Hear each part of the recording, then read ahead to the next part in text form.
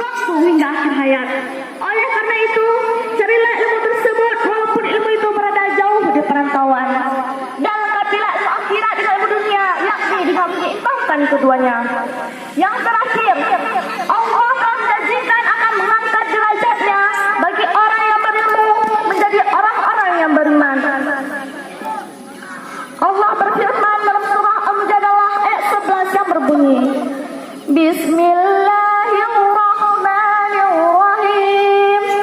Yarfa'illahillazina amanu minkum wallazina utul ilma darajat. Yang artinya, Allah mengangkat orang-orang yang berilmu beserta orang-orang yang beriman beberapa derajat.